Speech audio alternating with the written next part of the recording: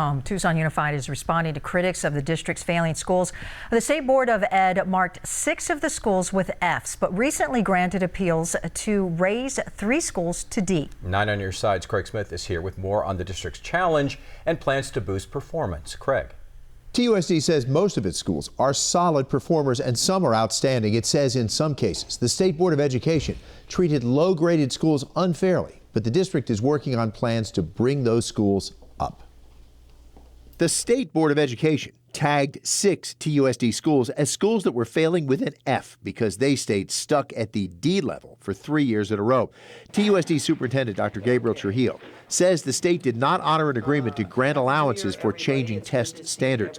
3 schools won their appeals and lost their Fs. Pister, Grijalva, and Deeds now rate with Ds. 3 lost their appeals. McGee, Booth-Fickett, and Catalina High still have report cards of F.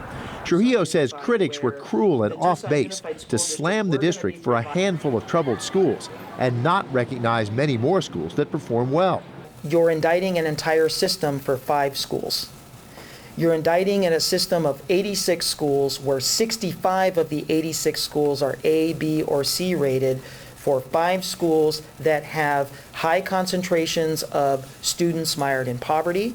They have high concentrations of refugee students learning the language for the first time, high concentrations of students with learning disabilities, students that are starting at a significantly further place behind. The superintendent says TUSD is working on how it will turn the low-rated schools into strong performers. It involves school-level interventions for struggling students. It involves incentives for highly distinguished and higher-performing teachers to take positions into those schools, probably be the subject at the next press briefing. Superintendent Trujillo says the district staff will say more about those recovery plans in a board meeting at the end of this month. Craig Smith, KGUN 9 on your side.